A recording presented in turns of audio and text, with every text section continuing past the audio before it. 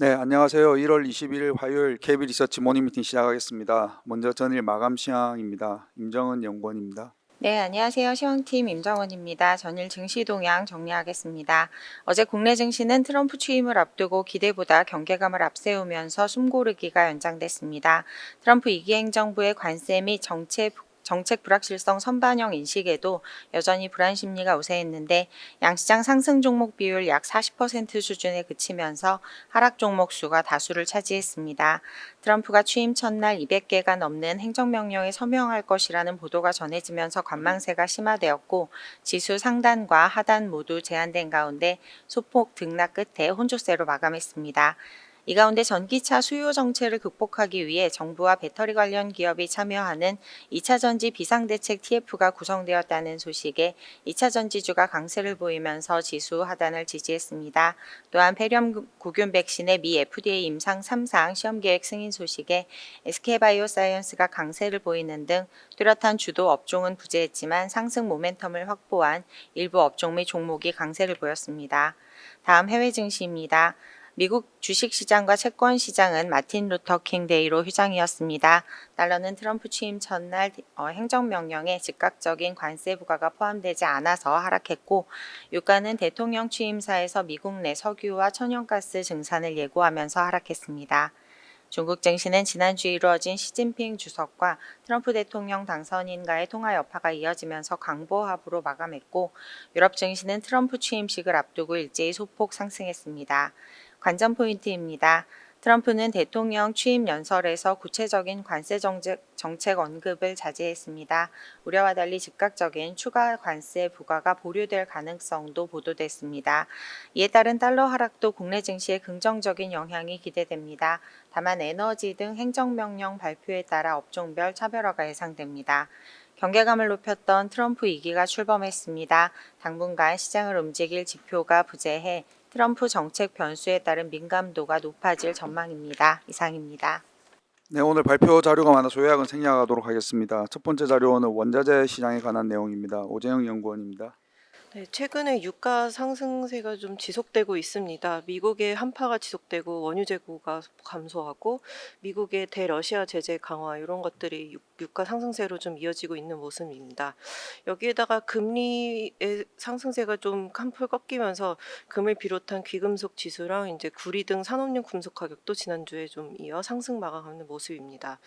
최근에 이제 대러시아 추가 제재가 좀 이어지고 있는데요. 특히 스콧 베네트 미 재무장관 지명자도 그 트럼프 대통령이 향후 이제 우크라이나 전쟁을 끝내기 위해서 러시아에 대해서 추가적인 제재를 할 수 있다라는 발언을 하면서 좀 우려를 키우고 있는 모습입니다.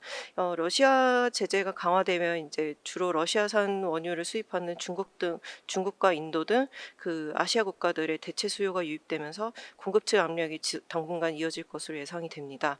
다만 이제 트럼프 2기 행정부 출범이 시작이 되고 러시아 우크라이나 휴전이라든지 그 트럼프 정책 중에 에너지 생산 공급 확대 이런 것들이 좀 추가적으로 유가 하방 압력을 작용할 수 있기 때문에 추이를 좀 지켜볼 필요가 있겠습니다. 이어서 중동에서는 이스라엘과 하마스의 그 15개월 만에 휴전 합의에 도달했는데요. 휴전안은 그동안 수개월간 작업했던 거에서 크게 벗어나지 않았습니다. 여러 단계를 통해서 여기서 이제 3개 단계로 휴전이 좀 진행될 예정이고요. 근데 이미 이제 중동 리스크가 국제 유가 상승세에 좀 영향을 미치는 그 영향이 많이 줄었기 때문에 이에 대한 영향은 좀 크지는 않을 것 같다라고 생각을 하고 있습니다. 이어서 금 가격과 산업용 금속 가격이 상승 흐름을 보이고 있는데 다만 이제 미국 금리가 굉장히 최근에 가파르게 상승했음에도 금 가격이 좀 버티는 모습이었습니다. 여기에 이제 미국 금리가 하락하기 시작하면서 이제 금 가격이 좀 상승한 모습이 나오고 있고 최근에 특히 구리를 비롯해서 산업용 금속 가격은 중국의 수요 개선 기대감을 반영을 하면서 상승을 하고 있습니다. 이상입니다. 네, 다음은 가상자산에 관한 내용입니다. 김지원 연구원입니다. 네, 안녕하세요. 가상자산 담당 김지원입니다. 현지 시간 1월 20일, 또 한국 시간으로는 오늘 새벽 2시에 취임식을 시작으로 트럼프 행정부 2기의 막이 올랐습니다. 친가상자산 대통령이 되겠다고 선언했던 트럼프의 당선으로 가상자산 업계의 기대감은 어느 때보다 큽니다. 특히 미국을 가상자산 수도로 만들겠다는 발언 등을 통해서 가상자산 산업에서 미국이 주도권을 가져야 한다는 점을 강조해 왔습니다. 특히 기존 바이든 행정부가 규제를 강화했던 것과 달리 트럼프 2기 행정부는 규제 완화를 강조하고 있습니다. 2008년에 비트코인이 처음 출현한 이후 약 17년 이후 동안에 가상자산 시장이 크게 성장을 했습니다. 비트코인의 시가총액이 약 1.9조 달러 정도 수준으로 성장을 해서 금과 애플, 엔비디아에 이은 7위권 자산으로 성장을 했고, 또 비트코인과 이더리움 현물 ETF의 등장으로 투자 자산으로서의 입지도 키워가고 있는 상황입니다. 특히 여기서 미국은 비트코인 채굴의 약 3분의 1 수준을 담당하고 있고, 거래 대금은 2조 달러 규모로 성장했으며, 국가별로 비트코인 보유량을 볼 때 역시 1위를 차지하고 있는 만큼 미국은 글로벌 1위국의 지위를 가지고 있는 상태입니다. 트럼프 당선인은 또 차기 행정부에서 친가상자산 인사들을 대거 전면에 배치를 했습니다. 이는 미국의 가상자산 산업 육성에 대한 강력한 의지를 보여주는 것으로 기존의 규제 중심의 정책에서 탈피해서 친화적인 정책을 추진할 것으로 기대됩니다. 또한 백악관 최초의 암호화폐 정책 전담 직책과 또 자문위원회를 설립을 하면서 적극적인 정책 수립의 의지를 보여주고 있는 상황입니다. 주요 정책들을 살펴보게 되면 특히 비트코인과 스테이블 코인의 역할에 관심이 쏠릴 것으로 판단이 됩니다. 비트코인의 전략적 비축자산 지정과 가상자산의 증권성 이슈의 완화, 또 규제의 완화, 그리고 CBDC 중단 정책 등을 추진을 하고 있습니다. 이러한 세 가지 쟁점과 관련해서 비트코인 액트와 피트 21 그리고 CBDC 감시 금지 법안 등의 내용과 의미가 중요하다고 판단돼서 이를 통해서 트럼프 2기 행정부에서 펼쳐질 가상자산 시장의 변화를 살펴봤습니다. 친가상자산 대통령을 자처한 트럼프 대통령의 당선으로 가상자산 업계와 투자자들의 관심은 어느 때보다 높습니다. 양호한 흐름이 나타날 것으로 기대가 되고 있는데요. 다만 취임 직전까지 기대감을 선반영해 왔다면 취임 이후부터는 실제 정책의 입안과 집행 과정의 흐름이 연동될 것으로 보입니다. 자세한 내용은 보고서 참조해 주시기 바랍니다. 감사합니다. 네, 다음은 산업 및 기업 분석 순서입니다. 먼저 자동차 업종에 관한 내용입니다. 강성진 연구원입니다. 안녕하세요. 자동차 담당 강성진입니다. 현대차 그룹 주요 계열사 4개 종목에 대한 업데이트를 드리도록 하겠습니다. 저희는 4개 종목 모두에 대해서 투자 의견 바이를 유지하고 현대모비스, 현대글로비스, 기아, 현대차 순서로 투자 선호를 유지합니다. 지난 4분기 실적에 대한 프리뷰는 리포트 내용을 참조 부탁드리며 4분기 현대차 그룹의 판매 데이터의 특징을 3가지로 요약해서 말씀드리겠습니다. 첫 번째는 현대차와 기아의 도매 판매 대수가 시장 성장률 대비해서 양호한 모습을 보였다는 겁니다. 이는 하이브리드 수요의 호조로부터 현대차 그룹의 판매가 수혜를 입은 것으로도 볼 수 있지만, 한편으로는 인센티브 등을 적극적으로 늘려서 판매를 밀어붙였기 때문일 수도 있다라고 보고 있습니다. 두 번째는 도소매 판매 차이의 축소 또는 역전에 관한 내용인데요. 결론적으로 이 부분은 그동안 도매 판매 대수요가 이제 마무리되었다라는 것을 의미하는 거고요. 앞으로는 자동차 판매 수요가 크게 증가하지 않는 한 도매 판매는 감소 요인을 하나 안고 가게 됐다라는 겁니다. 세 번째는 현대차 그룹의 완성차 출하가 계속 줄고 있어서 부품사들에겐 전반적으로 좋지 않은 영업 환경이 조성되고 있다는 것입니다. 한편 저희는 현대차와 기아의 2025년 영업이익 전망치를 각각 29.5%, 24.7% 상향 조정했는데 환율 가정을 바꾼 것이 가장 큰 원인입니다. 하지만 이러한 우호적 환율 변동에도 불구하고 인센티브 증가나 또는 재고 보충 수요의 소멸 등으로 인해서 영업이익 전망치의 상향이 계속될 거라고 보기는 좀 어려운 부분이 있고, 그리고 최근에 글로벌 자동차 OEM들과 신규 전기차 업체들과의 그 소프트웨어 중심으로의 전환이나 또는 자율주행 개발 등에서의 격차가 좀 벌어지고 있는 그런 모습으로 보여져서 현대차 등 이 전통적인 자동차 OEM들의 주가에는 부정적인 요소가 될 것으로 판단합니다. 저희는 최근에 주가 조정을 겪었던 현대차 그룹 내 종목들에 대해서 모두 긍정적인 의견을 가지고 있지만, 그 중에서도 비용 리커버리가 시작되어서 실적 턴어라운드를 시연하고 있는 현대모비스를 가장 추천드리고요. 지난해 말에 PCTC 계약 갱신이 우호적으로 이루어졌던 현대글로비스를 차선호주로 추천드립니다. 완성차 업체들 중에서는 현대모비스 보유 지분 가치가 주가에 반영될 수 있는 기아를 현대차 대비해서 더 선호한다고 말씀드릴 수 있겠습니다. 이상입니다. 네, 다음은 금호석유에 관한 자료입니다. 전우재 연구원입니다. 네, 안녕하십니까. 정유학 담당하고 있는 전우재입니다. 금호석유 발표드리겠습니다. 금호석유의 고무사업부, 거의 자기 매출에서 40%가량 되는 사업부에 슈퍼사이클이 나올 수도 있다라고 좀 보고 있고요. 이에 따라서 투자 의견을 홀드해서 바이로 상향을 합니다. 이렇게 좋아진다라고 보고 있는 이유는 일단 내년도 실적부터 이제 50% 이상 개선되고 그 이유는 뭐 작년에 상승했었던 운임도 전가가 되고 라텍스 공장 안정화도 되고 그리고 아까 말씀드린 것처럼 고무 쪽이 실적이 개선되면서 추가적인 이익 상승도 가능하지 않을까라고 기대를 하고 있습니다. 우선 석유화학 산업 자체는 지금 공급이 굉장히 많고 수요는 별로 좋지 않아가지고 다운 사이클을 장기적으로 겪고 있는데 합성 고무가 유독 강세를 계속 보이고 있습니다. 강세 보이고 있는 이유는 합성 고무의 대체제인 천연 고무의 부족 때문이라고 좀 보고 있고 두 번째는 전기차에 들어가는 타이어에는 합성 고무가 조금 더 많이 들어가기 때문에 전기차 판매 증가도 좀 어느 정도 영향을 끼쳤다라고 좀 보고 있습니다. 둘 다 장기화될 수 있는 요인이기 때문에 앞으로도 계속 좋을 거다라고 좀 보고 있고요.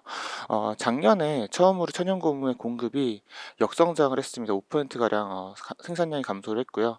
이러한 상황이 좀 유지가 될 거로 보고 있습니다. 합성고무의 증설도 향후 3년간 1.5%에 불과하기 때문에 계속적인 이제 공급 부족이 나타나지 않을까라고 기대를 하고 있고요. 실제로 고무 마진은 가장 좋았었던 게 2021년 코로나 특수 때였고 그 다음이 이제 차화정이었는데 그 다음으로 거의 근접하게 지금 마진이 좋은 상태라고 좀 봐주시면 될 것 같습니다. 이렇게 강세가 되고 있는 이유에 대해서 그림 보면서 간단하게 설명드리겠습니다. 우선 천연고무랑 합성고무랑 같이 움직이는 그림을 좀 보실 수가 있고요. 최근에 반등하고 있는 모습이 나타나고 있습니다. 아까 말씀드린 것처럼 타이어 쪽 에서 그 전기차에 들어가는 타이어인 경우 합성고무가 조금 더 많이 들어가는 부분이 있고요.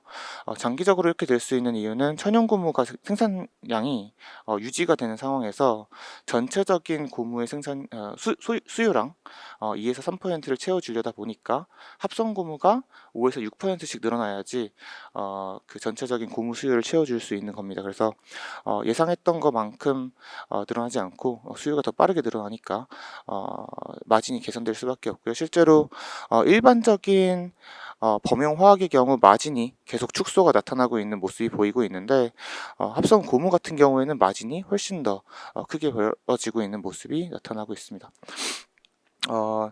이렇게 이제 천연고무가 부족해지고 있는 이유는 일단 천연고무를 만들 수 있는 열대성 기후에서 팜 오일을 같이 이제 보통 팜유나무를 기르게 됩니다. 그런데 팜유나무가 합성 천연고무 대비해서 훨씬 더 빠르게 가격이 올라갔었고요. 이렇다 보니 이제 농장주들 입장에서는 고무 대신에 팜 오일을 심는 게 훨씬 더 유리합니다.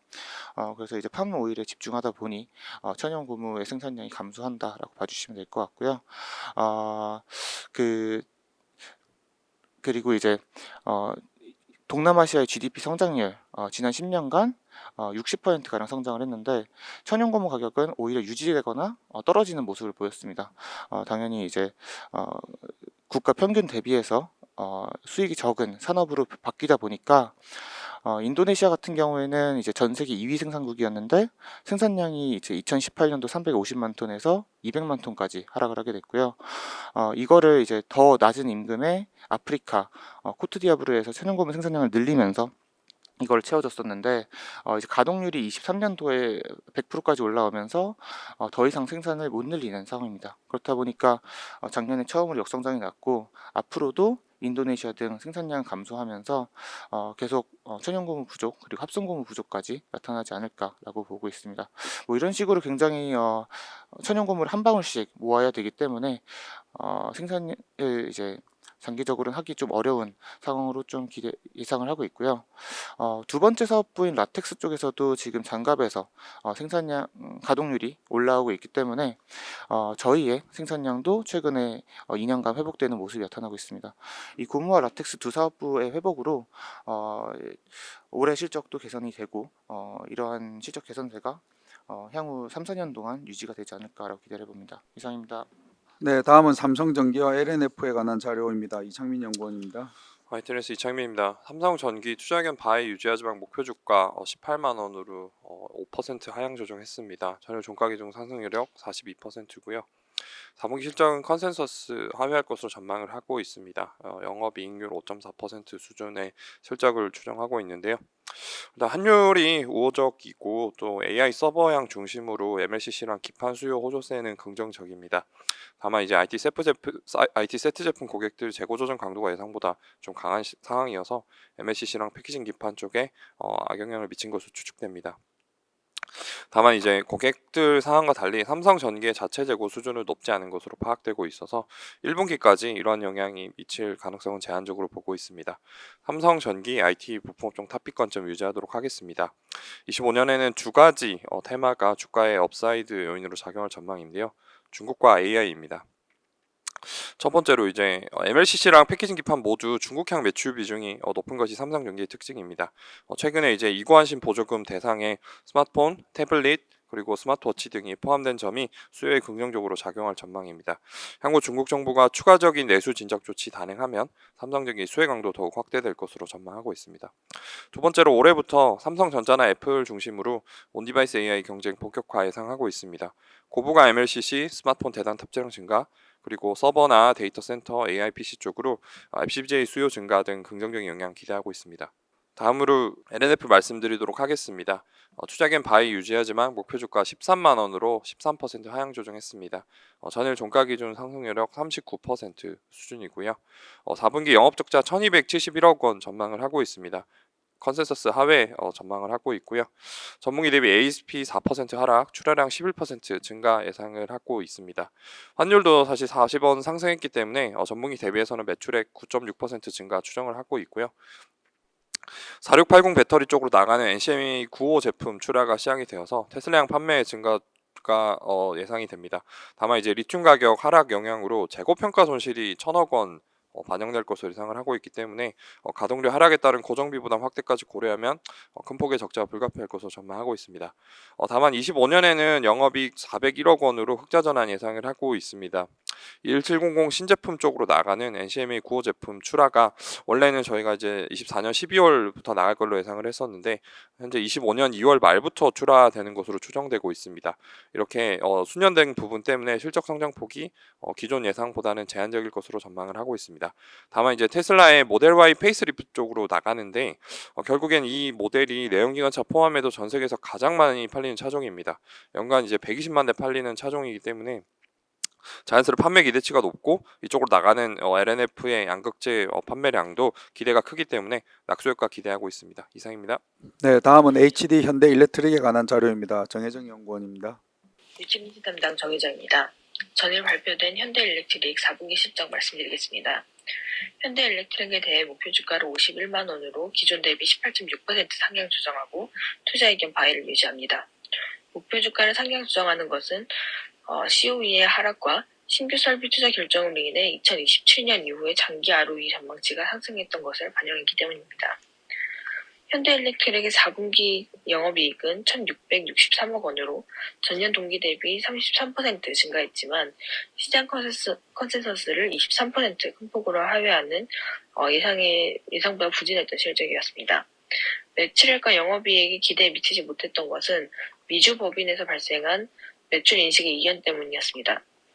일부 고객사가 납품 스케줄을 이월한 데 더해서 국내에서 생산된 재고가 북미 법인으로 수송되는 기간으로 인해 연결 조정 회계 처리 과정에서 차감 요인이 발생했던 것으로 추정하고 있습니다. 다만 이는 매출 인식 시점의 차이일 뿐 주요 제품인 전력 변압기의 수요와 공급에 미치는 요인은 아닙니다. 이연되었던 매출은 올해 상반기 중 대부분이 인식될 것으로 전망되고 있습니다. 현대일렉트릭은 이번에 생산설비 증설 계획을 추가로 발표했는데요. 2026년 말까지 한국과 미국 공장에 4천억 원을 투자하여 신규 공장을 건설하고 2027년부터 점진적으로 생산을 시작해 연간 매출액 3천억 원 규모가 추가될 것으로 보고 있습니다. 현대일렉트릭이 이번 증설 발표는 그간 제시되어 왔던 업황 피크아웃에 대한 우려와는 달리 신공장 건설 이후로도 충분한 수요를 확보할 수 있을 것이라는 긍정적인 장기 전망을 보여주고 있습니다. 여전히 신규 수주의 대부분이 기존 유틸리티 업체들로부터 발생하는 가운데 데이터 센터형 수요 증가세가 장기 수요를 지지할 수 있을 전망입니다. 자세한 내용은 리포트 참고 부탁드립니다. 감사합니다. 네, 다음은 KTNG입니다. 류은혜 연구원입니다. 안녕하세요. 신유 담당 류은혜입니다. KTNG에 대한 프리뷰 자료를 작성했습니다. KTNG에 대해 투자 의견 바이 목표 주가 15만 원을 유지합니다. 국내 관련 매출 감소를 반영해서 2025년 영업이익 추정치를 하향을 했지만 할인율 조정 및 밸류에이션 시점 변경에 따라 기존 목표 주가를 유지합니다. 목표 주가의 12개월 포워드 기준 P는 15.1배, 상승 여력은 41.6%입니다. KTNG의 4분기 연결 기준 매출액은 전년과 유사한 1조 4,529억 원, 그리고 영업이익은 13.5% 증가한 2,246억 원을 기록할 전망입니다. 해외 관련 중심의 담배 사업 호조에도 건기식과 부동산 사업의 영업이익 기여 축소로 인해 영업이익 기준 컨센서스를 7.3% 하회할 것으로 전망합니다. 담배 매출은 9,604억 원으로 전망하고 있는데 해외 관련 매출이 15.6% 증가하고 해외 NGP 매출이 21.6% 증가할 전망입니다. 건기식 사업은 매출액과 영업이익이 전년 대비 역성장할 것으로 전망하고 부동산 사업은 외형 성장이 제한되는 가운데 전분기 흑자에서 적자 전환할 것으로 예상합니다. 2025년은 해외 관련의 성장이 지속되는 가운데 신규 NGP 플랫폼 출시, 건기식 부동산 사업 수익성 개선, 주주 환원 확대 등 다양한 모멘텀이 기대되는 해입니다. 특히 신규 NGP 플랫폼이 테스트 출시를 2분기 중으로 시작될 것으로 추정되는데 2020년 출시된 P1에서의 세대 교체와 미국 사업 가시성 증대가 가능할 것으로 예상합니다. 자세한 내용은 리포트 참고 부탁드립니다. 감사합니다. 네, 다음은 GKL과 넷마블에 관한 자료입니다. 이선아 연구원입니다. 안녕하세요. 엔터레저 인터넷 게임 담당 이선아입니다. GKL 먼저 말씀드리겠습니다. GKL에 대해 투자 의견 바이와 목표 주가 14,000원을 유지합니다. 2024년에는 일본 VIP의 드롭백 개선에 따라서 실적이 개선이 됐는데요. 여전히 일본 VIP 트래픽이 코로나19 이전 수준을 회복하지 못했기 때문에 2025년에도 VIP 중심의 추가 성장 가능성이 있다고 보고 있습니다. 또한 25년에는 중국 단체 관광객 무비자 입국 정책 수혜와 함께 밸류업 정책의 일환으로 공기업으로서 배당 성향의 상향 가능성을 기대해 볼 수 있습니다. GKL의 4분기 연결 기준 매출액은 전년 동기 대비 18.2% 증가한 1,072억 원, 그리고 영업이익은 흑자로 전환한 128억 원을 예상하는데요. 4분기 합산 드롭백은 전년 동기 대비 8%가량 감소했지만 홀드율이 12.1%로 2.5%포인트 개선되면서 순매출액이 증가하는 모습을 보일 것으로 예상하고 있습니다. 드롭백이 감소한 배경에는 성수기인 12월에 불안한 정세와 함께 국가 애도 기간으로 인해서 드롭백이 감소했는데요. 반면 홀드율이 연중 최고 수준인 14.0%를 기록하면서 카지노 순매출액은 반동에 성공을 했습니다. 25년부터 중국인 단체 여행객에 대해서 한시적으로 무비자 제도 시범 사업이 진행되고 있는데요. 예로부터 GKL은 중국 VIP 목에 강점이 있기 때문에 중국인의 해외여행 수요가 회복된다면 GKL의 중국 VIP 드롭백 회복세가 가뿐하게 나타날 것으로 기대를 합니다. 다음으로 넷마블 말씀드리겠습니다. 넷마블의 목표 주가를 기존 63,000원에서 53,000원으로 15.9% 하향 조정하고 투자 의견은 홀드를 유지합니다. 지난 2분기에 출시했던 라운랩과 레이븐2의 매출액이 2분기를 고점으로 빠르게 감소하면서 캐시카우 역할을 할 만한 IP가 부재하다는 것이 약점입니다. 넷마블의 경우 외부 IP와 콜라보레이션한 신규 게임을 꾸준히 런칭하면서 파이프라인이 다각화되어 있다는 장점이 있지만 캐시카우가 부재한 상태에서 신작 출시에 따른 마케팅 비용 부담이 증가하는 것이 리스크 요인입니다. 넷마블의 4분기 연결 기준 매출액은 전년 동기 대비 약 8% 감소한 6,132억 원, 영업이익은 37% 증가한 259억 원을 예상하는데요. 컨센서스에 부합할 것으로 예상을 합니다. 대형 IP인 나온랩이 12월 제주도 레이드 업데이트에도 불구하고 매출 순위 반등이 부재한 것으로 보아 4분기에는 매출 기여도가 크지 않은 것으로 보입니다. 한편 모바일 신작인 킹하서 레전드 라이즈 출시로 인해 마케팅 비용이 증가하고 자체 런처를 활용해서 지급 수수료율이 낮았던 나온랩과 레이븐2의 매출이 감소하면서 이번엔 4분기에는 지급 수수료율이 2분기 대비해서 크게 상승할 것으로 예상을 하고 있습니다. 넷마블의 투자 포인트는 크게 두 가지인데요. 첫 번째로는 자체 런처를 사용하는 PC게임의 매출 비중이 상승하고 두 번째로는 애플의 글로벌 앱마켓 수수료 인하 트렌드에 따라서 지급 수수료율이 하락한다는 것입니다. 첫 번째 자체 런처를 사용해서 지급 수수료율이 하락하는 경우에는 25년 출시 신작 10종 중 1개를 제외하고는 PC와 콘솔 플랫폼 출시가 예정되어 있기 때문에 긍정적으로 볼 수 있겠지만 지난 2분기의 사례를 볼 때 2분기를 고점으로 매출이 하향 안정화됐던 나온랩과 레이븐2의 사례를 밀어봤을 때 지급 수수료율 인하보다는 신작의 흥행과 매출의 꾸준한 증가가 선행되어야 할 것입니다. 또한 25년에 기대되는 신작 왕자의 게임 킹스로드와 7개의 대제는 PC게임으로 출시되기 때문에 이들의 매출 추이를 살펴보는 것이 중요하다고 생각합니다. 또한 두 번째 투자 포인트의 경우 넷마블의 모바일 매출이 약 90%에 달하기 때문에 모바일 앱마켓 수수료가 인하된다면 투자 포인트가 될 수 있지만 아직 현재로서는 예측 불가능한 영역이기 때문에 관련 법령이 개정되기 전까지는 보수적인 관점을 유지합니다. 이상입니다. 네, 오늘 마지막 자료입니다. 해외 기업 유나이티드 헬스그룹이고요. 유종호 연구원입니다. 네, 안녕하세요. 미국 기업 분석 담당 유종호입니다. UNH 자료 좀 작성해 봤는데요. 유나이티드 헬스그룹 같은 경우에는 작년 2024년 쉽지 않은 한 해를 보였습니다. 정부의 메디케어 펀드 축소와 그리고 해킹 이런 여파들이 좀 있었는데요. 그러나 저희는 일단 이런 악재들은 주가에 대부분 반영됐다라고 보고 있고 오히려 지금 같은 경우에는 AI 도입과 효율성 개선 그리고 고객 수 증가에 기반한 장기 성장이 기대되는 관점이 좀 더 크다라고 보고 있습니다. 무엇보다도 이익 성장성을 감안할 시에 주가 상승률을 또 높다고 판단하기 때문에 저희는 운용 비중 확대 의견을 제시드립니다. UNH의 12개월 선행 ROE 같은 경우에는 25.3%로 여전히 동종 기업 대비 가장 높은 수준을 유지 중인데요. 반면에 최근에 주가 조정이 나타나면서 12개월 선행 PB 멀티플 같은 경우에는 좀 떨어졌습니다. 그렇기 때문에 지금 같은 경우에는 장기 이익 성장성을 반영하더라도 상대의 주가를 고려하더라도 저희는 UNH의 주가 수준은 지금 충분히 매력적인 구간에 와 있다라고 보고 있습니다. 이번 4분기 실적 간략히 좀 살펴보면은 매출액은 시장 예상치를 소폭 하회했습니다. 그러나 주당 순이익 같은 경우에는 예상치를 상회했고 그리고 무엇보다 이제 보험 가입자 수 증가 추세가 이어졌다라는 게 저는 좀 고무적인 부분을 좀 보고 있습니다. 이번 작년부터 이어온 비용 부담으로 인해서 손해율 같은 경우에는 예상보다 조금 높게 나왔습니다. 이런 추세는 올해도 이어질 것으로 보이는데요. 일단은 전 부문 실적 성장은 이어질 것으로 좀 언급했습니다.